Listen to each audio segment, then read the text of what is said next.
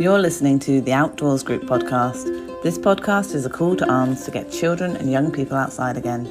It's your one-stop shop for all things outdoor, child, young person and education related. Thanks for tuning in. In this episode, we're delighted to be sitting down outdoors on the banks of the River Tean with a Devon-based artist, Joe Webster. Joe's an award-winning international landscape graffiti artist who's both inspired by and paints in the great outdoors. He's here to talk to us about the impact of the natural world has on his art, how and why he works the way he does, and the joys and challenges of painting outdoors. Thanks for joining us today. Thank you, Hannah. It's a pleasure. And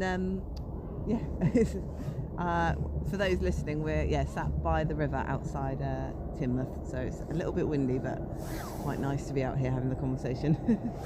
So Joe, I reckon the best place to start is by asking, for those that might not know, what a graffiti artist is.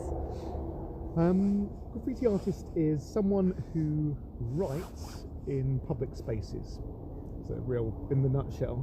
I think that the origin of like the modern graffiti artist who uses spray paint and permanent marker to put like tags and throw ups on buildings probably comes from 1980s New York. The hip hop scene and sort of breakdancing and stuff like that. Oh, cool. But it you can trace its roots right back to ancient times. So I've seen Victorian graffiti scratched into the sandstone in ancient Egypt monuments. Oh wow, that's amazing.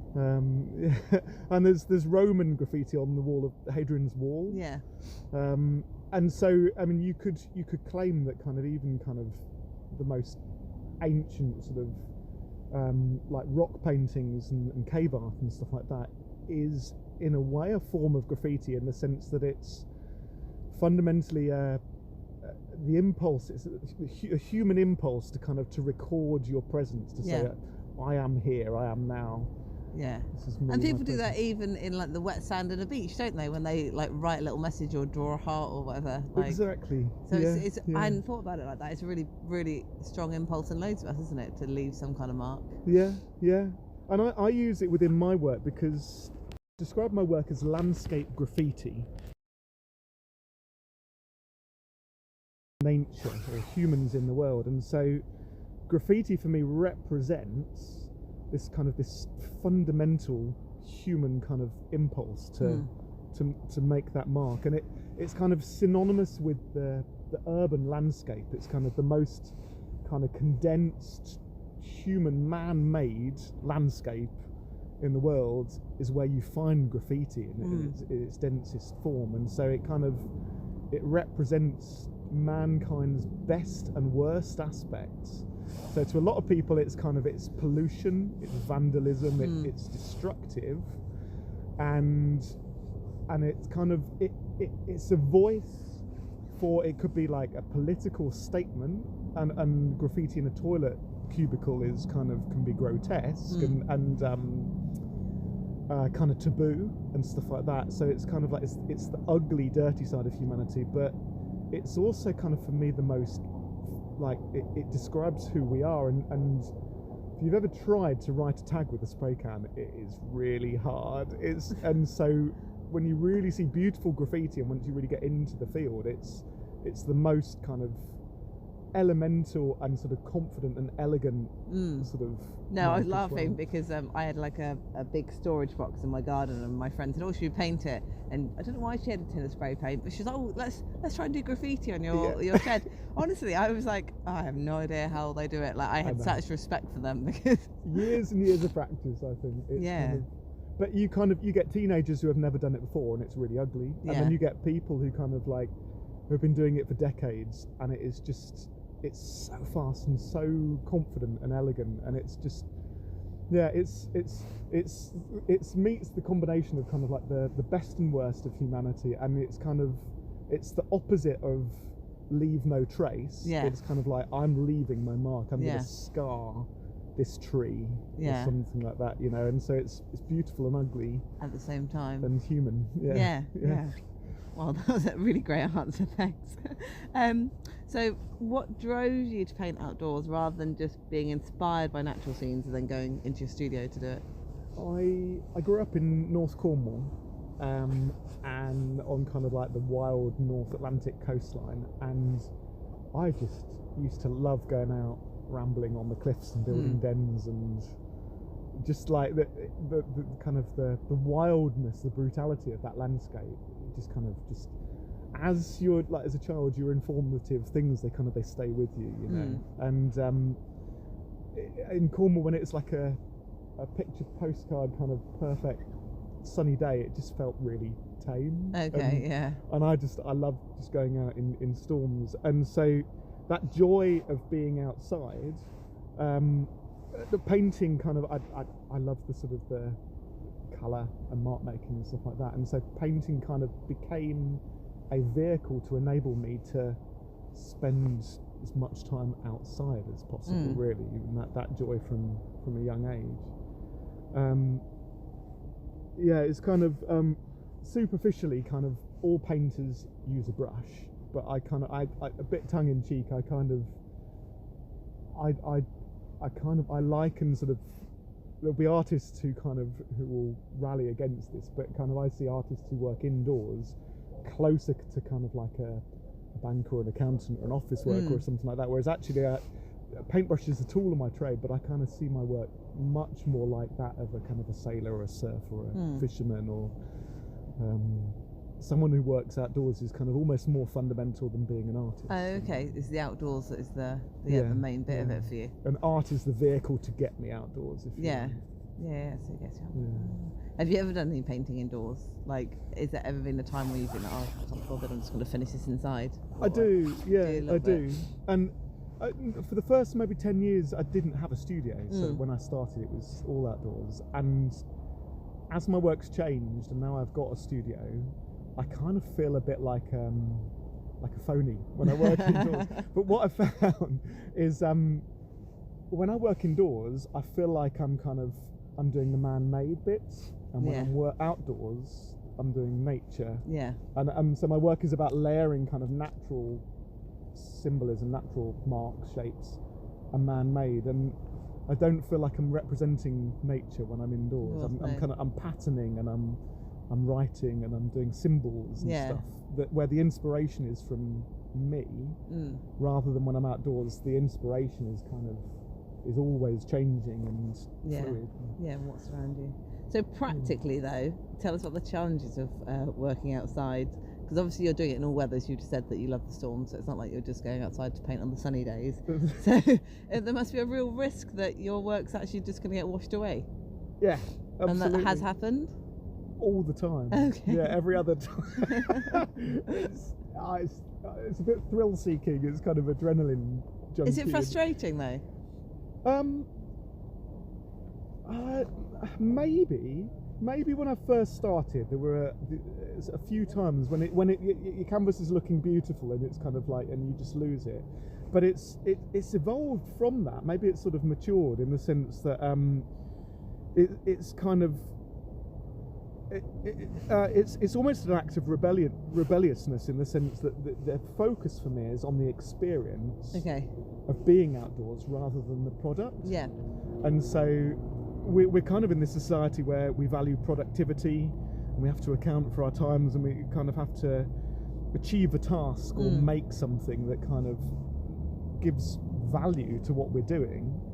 And so to actually value and emphasize just the experience of being outdoors, and you put your focus on that, it takes away the pressure to have a finished product. And so when something is destroyed, I've learned to just go, oh well, something even more amazing might come out of it when the paint dries. And when things do survive that kind of that risk, it makes it even more sort of memorable and sort of significant that it survived that risk, that torrential downpour or that rogue wave or whatever. Do you attach a kind of like a story to each of the works of art that you sell, so people know about like the journey of painting it? Or yeah, absolutely. I've just started using what 3 words, so that so technically somebody could actually go to the exact spot where it's painted. I film everything largely kind of for socials now, but whenever someone buys a painting, I'll send them all of the videos and stuff like that, so that they can the story is as much a piece of the work, and they can tell their friends and family when, the whole sort of the origin of the story and stuff like that. That's awesome. Thank you. What just kind of makes it a multifaceted kind of, they get to be part of the experience. Well, it's experience, rather than the product, it's the actual experience of being outdoors that is somehow kind of captured within it. And within that kind of that experience, there's two kind of themes that are really big for me, are permanence and impermanence. And so kind of whether something survives or whether something is washed away is kind of part of that. But there's something really human and sort of about mankind where we want to kind of control and dominate and withstand nature. And being sat here on the Team, you know, kind of like the train line at Dawlish, you're putting up bigger sea defences to withstand erosion. And my work is kind of about trying to find ways to work with change and impermanence and stuff like that. So I use kind of the man-made graffiti side of it is kind of spray paint and permanent markers. If I put those down on a dry canvas, they're like anchors or rocks in a tide. They stay there even in a, like when the rain washes everything else off. They're the still graffiti, there. the synthetic man-made stuff is always still there. And then I use a flat field easel and I dilute acrylic paint so that the being very, very watery, it interacts with the water in the atmosphere, and so it deliberately, I mix it so that it deliberately runs and slides and mixes and changes depending on whether it's raining or snowing or whatever the atmosphere.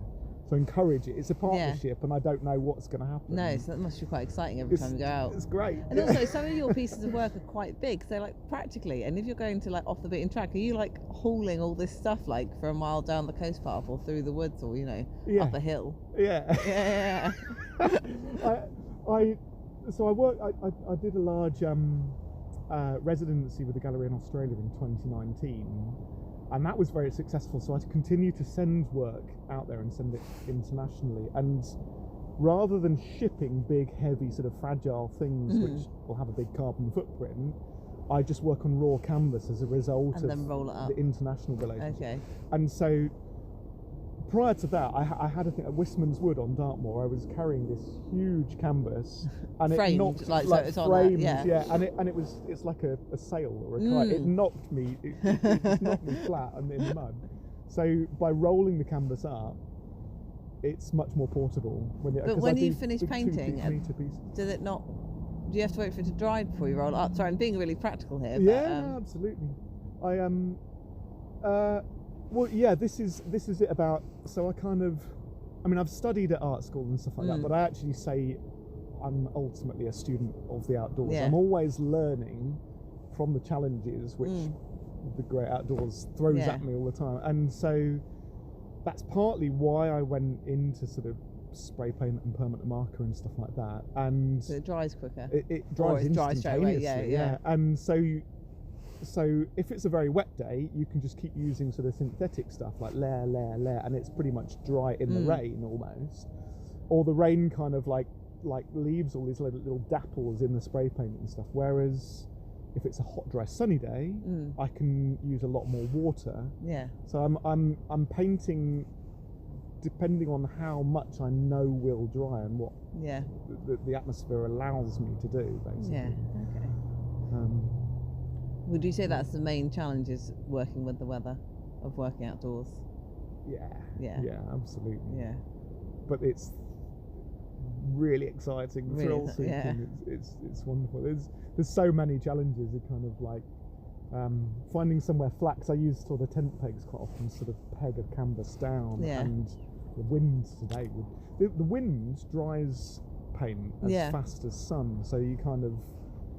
But also might do that sail thing again and blow your canvas up. Yeah, exactly. So you're always kind of like scrambling. One of my my notes I've written here is about kind of resilience and resourcefulness. About like when you're indoors in kind of like a nice air-conditioned, heated sort of thing, like space.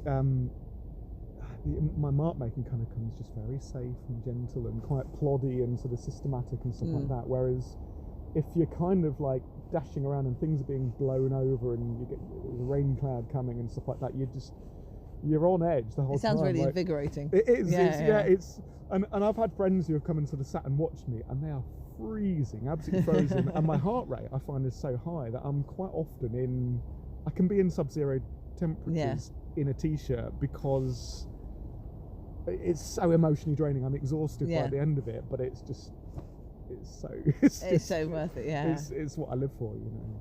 Yeah, so I was going to ask why the outdoors is important to your work, but obviously you've just kind of explained that the artist is being an artist outdoors is a vehicle to being outdoors. So I guess mainly, why is it that you want to be outside as much as you can? Like, what is it that draws you outside? Why is it so important to you? Yeah, it's all of that. It makes me feel alive, connected to greater sort of significant, gives a context to my life and a purpose and stuff like that. I think I've always had, and as I've grown older, I think I'm a bit unusual in the sense that whenever I've been a bit scared of something, or sort of been fearful of something, I've gone, that's what I've got to do. I've always kind of approached what scares me the most, and I think that's where you grow, you know, like within reason. If you're taking on sort of manageable, safe challenges, you keep growing as a person, and something about being outdoors that kind of just makes you more alive, like a bigger bigger person. And don't get me wrong, if I haven't been out even for like a few weeks, the thought of going out on a cold day like it is even today, you know, is kind of like, oh no, why don't we just stay indoors? And I have to mentally push myself out, but I always feel better as a result.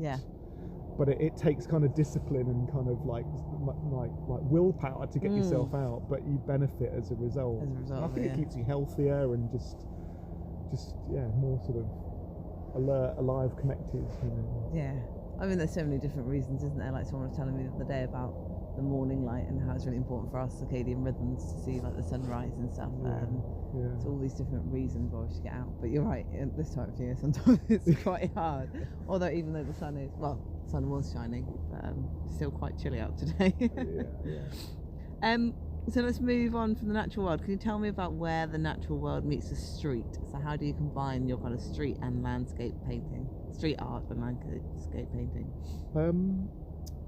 My work's always been about celebrating nature, and for a decade it was just about nature, just landscape, and just get the joy that I get of being outdoors. That's its origin. But it got to a point where I felt my work was really naive, and it was kind of romanticizing nature, and it wasn't reflecting kind of the degradation and the plight of species and kind of just the environmental crisis, if you like, of today. So I wanted to find a way to bring sort of man into the picture without just being literal and painting roads and buildings and pylons and stuff like that. And so I kind of I layer man and nature, and sometimes I think kind of like man is kind of dominating and then maybe nature is in another piece, and so I don't necessarily have a formula or a set message. It's an exploration of kind of we are natural beings, we live in the world, and part of the whole crisis we're in is because we see ourselves outside. So I wanted to put both back into the frame and just explore what it means to be part of nature and to step outside and try to engage with the challenges of being in nature and being in the outdoors, if you like. And that came through within materials, like I explained kind of the synthetic street art graffiti materials, kind of spray paints and marker pens kind of represent the street and represent mankind, and sort of synthetic, artificial. And then kind of the use of water for me represents nature, the way the paint behaves sympathetically with nature, but symbolically water is kind of the basis of all life on the planet as well, you know. And so there's man and nature, or urban and rural, meet on the canvas in terms of the materials, but also kind of I guess I sort of alluded to it a little bit in terms of where is kind of the inspiration for the mark making coming from. So it's kind of, if I'm indoors, it's the inspiration or the direction is coming from my imagination, whereas outdoors I'm just responding to what's around. Everything that's changing rapidly and alive. Does that mean that when you're painting outdoors, you're not always going to these remote places where there's not a human in sight, that you're kind of sometimes choosing more urban places to paint? Yeah, absolutely. So, I mean, I lived in Exeter for quite a few years, and like down on Cowick Barton, I'd quite often just go and just sit under the branches of like one of the trees and look up into the trees. And I think there's a real message within it about nature. Kind of nature and man are inseparable. I look at kind of where the two meet, but actually in the most sort of degraded, urbanized, industrialized kind of landscape, a weed in the crack of a pavement could be really beautiful, you know, and like really focus on that. Nature is there, and in the most pristine wild environment, man, like we found sort of toxins and all sorts of man-made things everywhere, and so they don't exist outside of each other. And there's a real, almost kind of like a kind of maybe like a Buddhist sort of way of being able to kind of get absorbed within nature in the middle of a city. I think is really quite a beautiful space to try to get into, to kind of to get that focus and feel really kind of rejuvenated whilst you're kind of on the side of a busy road or something like that, you know, and have that connection to nature anywhere you are. Absolutely. This morning I walked from Newton Abbot train station up through Newton Abbot to my house, and the sun was rising as I was doing it, and so I kind of stopped and turned around, and you know, the road's full of traffic because everyone's going to school and work, and there's cars everywhere and concrete, but then you look up and there's the most beautiful sunrise like breaking through the clouds. You think like you can see it anywhere, like don't have to be on a beach to appreciate the sunrise.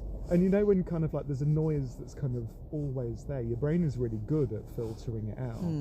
So I actually, you say sort of side of the road, I find myself very often painting on like a motorway verge or like side of busy road, partly because I'll be driving along and there'll just be an amazing sort of tree and blossom, and I'll pull into a car park and you get cars like beeping and going like when you waving, waving because you sort of sat painting like in a lay-by. Yeah, exactly. But that's amazing. And then you manage to get this kind of, I sort of said sort of Buddhist sort of Zen-like thing where actually you don't notice it. No. You know, when you really kind of sort of get lost in it, it's a mindfulness kind of thing when you kind of you dedicate your attention to something beautiful or an experience or something like that. You kind of it's remarkably easy to shut out everything else. Awesome. I'm guessing that maybe By the Side of the Motorway isn't your favourite, but do you have a personal favourite season or space to be painting, or both? I mean, obviously you're probably going to have lots of different things that stand out, but any particular occasions that have really resonated in your memory? Yeah, hands down, it's my origins, it's my birthplace. It's North Cornwall, and it's that coastline. It's kind of everyone. There's a common sort of saying about kind of like your home in nature, you know. You probably know. No, I've not heard it. Just like no. Yeah, there's kind of like this idea of kind of like where do you, if you can picture yourself in nature, where does your mind go? I know exactly where. That's so funny. Yeah, mine's Watcombe Cove, tiny little beach down the coast from here. Right. Yeah. Closed down beach, but it just feels like you're in the middle of nowhere. I love it. And do you know the thing about Watcombe? Have you been there? Yeah. What I love about it is the dilapidated buildings on the way down, like, you know, the collapsed step and the closed ice cream place that's covered in graffiti that changes every like couple of months in the summer. Like last year, that was most amazing. They painted like a sunrise with like kind of cartoon like beach buff, like, you know, kind of like surfer guys with big muscles and a girl in a bikini. And then you came down a couple of months later and someone had completely redone it and stuff. But it's just it was awesome. Like, but I love that's what I love there, the juxtaposition of like this dilapidated kind of building, and you know, even the rubbish and the fencing that's like still propped up in the corner, and then you turn around and you're in like this most beautiful beach with trees on each side. That summarizes kind of how what I'm trying to encapsulate within a picture. They have to like the graffiti is like like rubbish on the shoreline, like Yeah. washed up, you know, debris and stuff like that. Yeah, I love that. That's cool. So that's mine. So yours is North Devon coast. North Cornish. North coast. Cornish. Yeah, Sorry. yeah. So Anywhere in particular?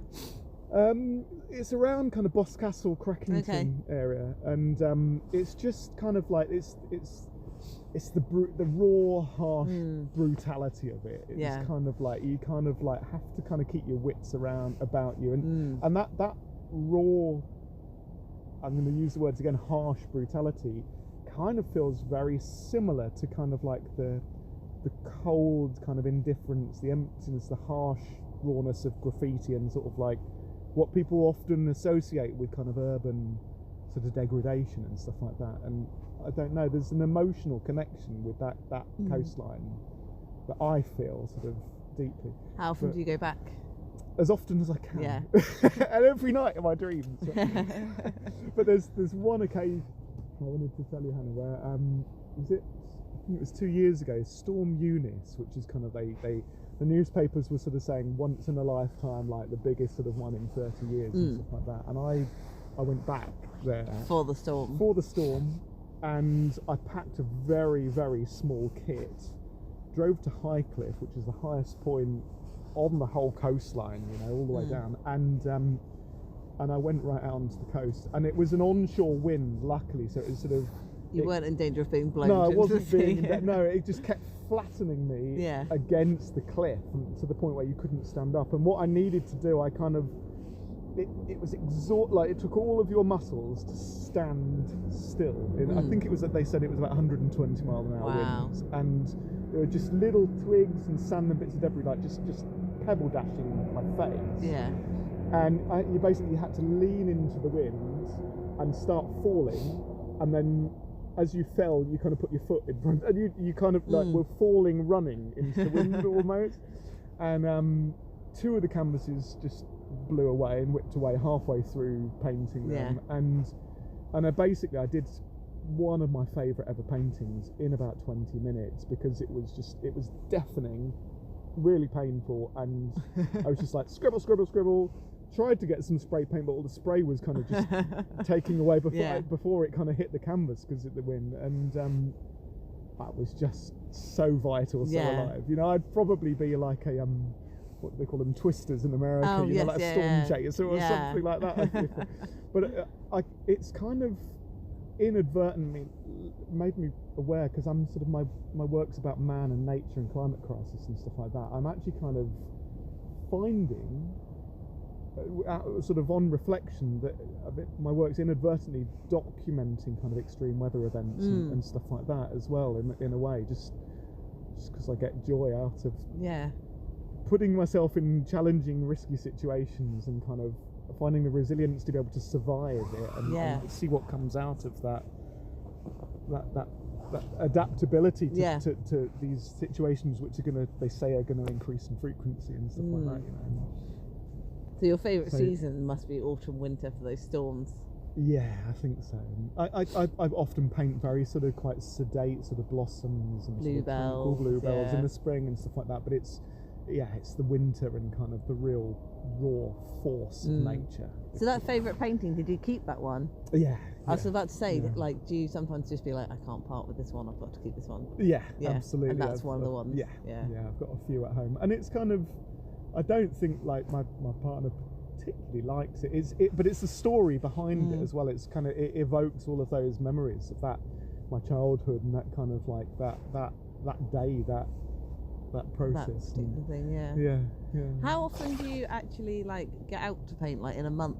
Sorry, this isn't one of the questions on there. I was just thinking about it. I mean, I'm guessing it's not like one set like box answer, but like. Well, I mean, we were chatting before we started recording this podcast, and I kind of, my ambition for this year, and people welcome to apply for this if they want to, is to actually kind of to get an assistant. I want to pay someone to help me with the business side of things, because currently I dedicate 2-3 days a week to paint, 2-3 days a week on business every week, and I kind of like, as I get more galleries and more demand for my work, I'm going out every 2 or 3 days, and I can be really prolific, but I'm still struggling to sort of meet demand. So if I get more support, you've got to keep the business side of things. Yeah, You know, yeah. I'm a businessman as well as an artist, and I guess if I have more support on the business side, I'd love to go out 5 days a week. Do more painting. As you know, I've got a 7-week-old baby at So the you moment. haven't done much so, painting recently. But I think, I mean, when my eldest was young, you know, she'd fall asleep for about an hour in the pram, and I'd do an hour's painting kind of in that window. You time it to her nap. And I think with my newborn now, I think I want to be able to maybe just do maybe like a 2 or 3 minute sketch. I kind of would quite like to put him in a sling and do a 2 or 3 minute sketch every day. Yeah. And it's adaptability, isn't it, to what allows. To what your situation is, In particular seasons, like bluebells are kind of some of my most popular paintings. So I went out. What did I do? I did about 40 paintings this spring. 40 bluebell paintings, yeah. So kind of, it depends on the season, it depends on circumstances, you know. Just where you're at, Yeah, sorry, that was just came into my mind. I was like, I wonder how much you're actually out. So, I mean, obviously you were just saying about how you'd like to paint 5 days a week if you could. So art is obviously really embedded in your life and drives kind of everything you're doing. But for those people listening who have been wanting to dabble in art but maybe not feeling confident, any kind of pointers for people that want to express their creative self but might not know where to start or might not feel confident to start? I was thinking about this question. So, I mean, I was a secondary art teacher for 15 years, and I reckon I've taught just over 1,000 students. And the answer is not necessarily the first bit of my answer is not necessarily one that maybe you'd expect or that people will like. That there isn't. As an art teacher, I can give people pointers. I can show people sort of techniques to get really great results and stuff like that. But my honest answer is that there isn't a shortcut. There isn't an easy route that kind of it takes. That, you know, the saying, it takes 10,000 hours to master something. Well, I used to say that almost every single parents' evening, and to people who kind of show an interest of kind of like, if it takes that long to master something, do what you love. Yeah. And that was kind of the way I was brought up, with my parents supporting me. I did art because I loved it, and over 10,000 hours, or for me now 20 years, I've mastered it. But so there isn't a shortcut. My first part of my answer is kind of, it takes kind of dedication and practice and kind of perseverance. So I guess find a small sketchbook, keep it with you, and maybe do that 2 or 3 minute sketch each day. Yeah, it's the first part of my answer. It build a routine and keep practicing is kind of the way to get really good at it. But I've got a caveat within that of kind of, it's I'm really aware that kind of putting something, getting a blank piece of paper and putting something personal, like a creative expression, onto that piece of paper is quite an exposing thing, and it can be scary for a lot of people. So my caveat is kind of, once you've done your piece of artwork, put the piece away in a drawer or turn the page or something, and don't really look at it, don't assess it, particularly if you're not happy with it. Just put it away, and don't try to kind of focus on the experience of, we're sat here in a beautiful spot on the banks of the Tean, and just your experience of kind of what it is like, just to give yourself that little bit of time to be creative, rather than what you've produced. Because 9 times out of 10, I find this, and I've seen it over and over with students, is kind of your emotions at the point of creation, you're not able to be objective when you actually look at the piece of art that you've produced. So if you put it down for a few days and then look at it a few days later, when your emotions have subsided and gone away, that's when you're able to be objective. And you actually might re-look at it and go, actually, that's not so bad. That's quite a nice piece of artwork, or something like that. So it's a 2-part answer in terms of, you've got to ideally do it every single day, and then build a routine, but be kind to yourself within that routine. So you don't judge yourself straight away, but come back and look at pieces, because quite often people will know you've done a piece of artwork and everyone will go, oh, that's lovely, I love it, and you know inside yourself, oh, I hate it. Yeah. But once that feeling has subsided and you look at it, it's actually not that bad. Not that bad, yeah. You know, and but it takes time to kind of to come back and be objective, and you look back at it as well. You reminded me when you said that as well, that I remember hearing someone, and she was talking about she was talking about how important the experience of things are, and she was saying, you know, with art or music or, you know, sports, she was like, actually, why are we focusing on producing the product, like why don't we just enjoy it? She was like, if everything you draw is always like, you know, subjectively not very good, she was like, does it actually matter if you've enjoyed the process of doing it? If you're like your earlier question, if my painting has just been washed bare, I've learned it really doesn't bother me now, because I've had a nice day. You had a nice day out anyway, but it takes practice to get into that, to focus, because it's counterintuitive in today's society. It's all about productivity and making something, accounting for your time. I guess it's tied up in the whole philosophy about living in the moment as well, like you know, there's only limited value to making plans. The same thing with focusing on the end point, like actually what matters is what we've got right now, because we don't know what's going to come next. Yeah, exactly. And the more that you're focused on your emotions, the better the artwork actually becomes, because you're not preempting it and you're not trying to do something good. You're actually relaxing and letting it flow. Yeah. It's a left brain, right brain, counterintuitive sort of thing that you kind of got to escape. And by doing it every single day, you don't put so much kind of weight and pressure on yourself for that particular drawing. I mean, they say it with exercise and meditation and everything. Like I heard something this morning on the radio where somebody was saying, like, 2 minutes a day is better than sort of 2 hours a week or something like that. And it's kind of the same. That daily practice, Yeah, exactly that. It takes the pressure off the product, and well, tomorrow is another day, I'll just do it again. Yeah. But that's how you get better, and inevitably, you'll just get better by keep doing just practicing. Yeah, absolutely. I know. I just carved my first spoon in 4 years. Actually, I've carved my second spoon. The first one was terrible, and I was like, right, okay, back to the drawing board. And the second one, I was like, oh, this is a lot better than the first one. Exactly. I mean, and it still, you know, doesn't look like the spoons that I bought from Spoon Carvers, but I was like, well, that's okay, because it's the second one I've done in 5 years, so I'll just keep going and go back home and start the third one tonight, and we'll get there. But I've got an artist friend who called Luke Shepherd. I'll quote him on this, because we were teaching class together, and he said, think of a marathon runner who's kind of like done maybe 15 miles or something like that, and to an observer they're just running along, whereas inside your body's going, just quit, give up, like every muscle screaming and stuff like that. And it's I guess that's the thing about a professional, about having kind of trained for something, that you know that you've got this sort of this experience that tells you just kind of keep going, push on through,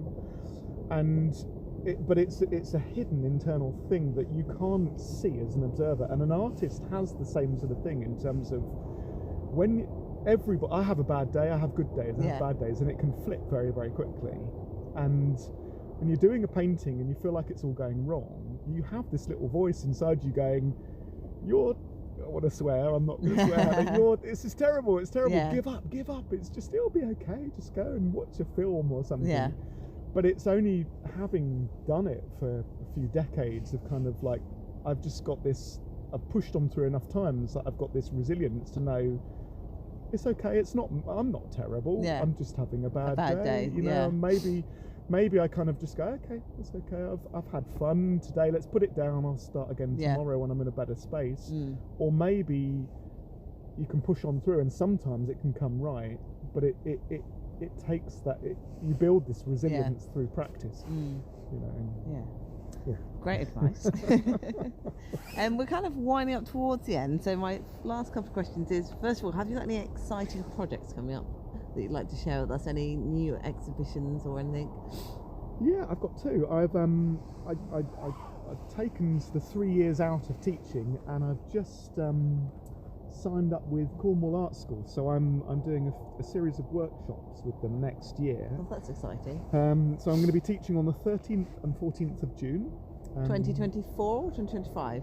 2024. God, Oh, we're in this year. 24. Yeah, this year. When you said next We year, are. I thought, wow, we're only in January. He's already thinking of no. this year. Great. Yeah, I'm still just adjusting to 24 Yeah. now, aren't we? I'm still in So 23. June this year. Great. So yeah, 13th, 14th of June this year, and 13th and 14th of October this year. Brilliant.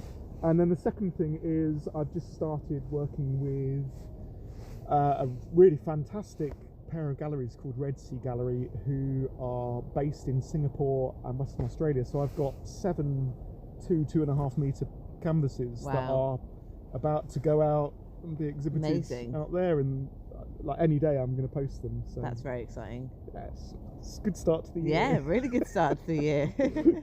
And before I fully wrap up, is there anything else you wanted to tell us today that we haven't talked about? I'm going to do a little plug. Okay, great. So you can find me online under Joe Webster Art, and that's my handle on Instagram. Yep. And then the website is joewebsterart.com.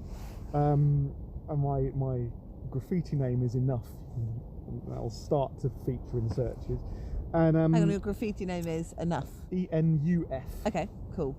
And in terms of the workshops that I'm doing, that's with Cornwall Art School, all one word, cornwallartschool.co.uk. Okay, I'll put a link to these in the show notes. Cool. So if people want to follow them up.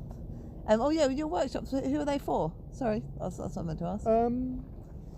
I'm quite used to sort of teaching a range. In teaching, you kind of call it scaffolding. So I've taught masterclasses for professional artists, but equally they're suitable for beginners as well. And a question that I really often get a lot of times, particularly with adults, is kind of how do I loosen up? How do I free myself up? And I would sort of say within these workshops, again, it's that counterintuitive answer with teaching. It's actually kind of being really kind of rigorous and disciplined with kind of the structure and the fundamentals of drawing. And then kind of once you've got like a really good composition or something like that, then you can sort of splash a load of paint and have a scribble and stuff like that. So it's about building kind of real core skills alongside just having fun in the moment and being spontaneous and playful. Yeah, exactly. Awesome. Excellent. Well, thank you for wrapping up warm and coming to sit by the river with me today. It's been fun. Great fun. So last thing, I've just been asking everyone these 3 quick questions, and I mean we might have been able to guess this one, but I'm still going to ask you anyway, which is how do you relax? I paint.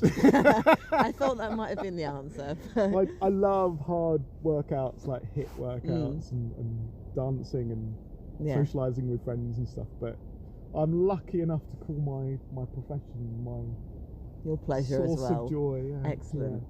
Well, that's the goal, isn't it? It is, yeah, absolutely. And what are you reading or listening to right now? I've written them down. Okay, great. I laughed at this question as well because I am not known for reading books. I've probably only read like maybe a couple of dozen books and listened to the same podcast in my life. I get my inspiration from kind of conversations and from just watching the natural world. Having said that, because I have a newborn, I've read more books in the last 6 months than I probably have in the last 10 years. So I'm going to give you 5 Okay, books. great.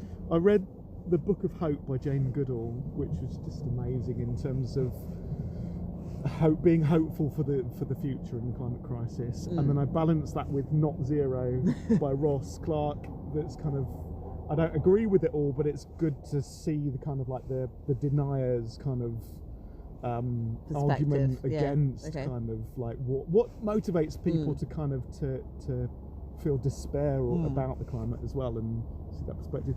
I've just finished 3 Cups of Tea which is a book about Greg Mortensen, an American who went out and just started building schools in Pakistan, and how education is kind of doing more to combat terrorism and stuff like that than actually kind of American war and terror and bombs and stuff. I was in tears quite a lot through that book. That 'cause it sounds was really interesting. amazingly Yeah, hopeful. sounds really good. The sort of the second line is one man's mission to promote peace, one school at a time. And, I love that. And he's kind of like, he's enduring hardship in really kind of difficult conditions and sub-zero in the mountains and stuff like that. But he's motivated to have this resilience to kind of find compassion to keep for going. humanity.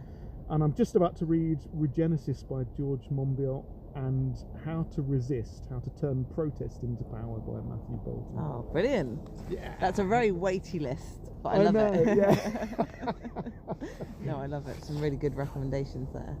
And I think we kind of already asked about why being outdoors is important to you, but I just thought I'd say it again in case there was anything you wanted to add that you might have forgotten earlier.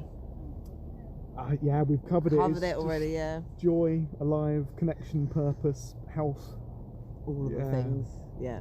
I'm sure everyone listening to this already knows all of that as well. We're all converted.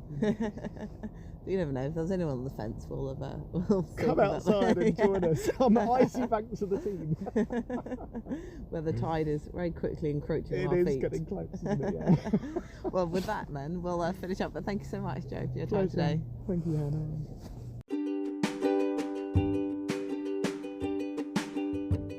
A huge thank you to Joe for coming and joining me on the banks of the Tean on a chilly January day to talk about his art and the way he works and what the outdoors means to him.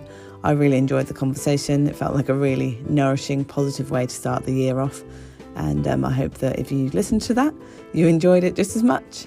As always, if you like the podcast, please could you subscribe, rate it, like it, share this episode with friends, do all those things that you can do to mean that more people will listen to the Outdoors Group podcast in 2024.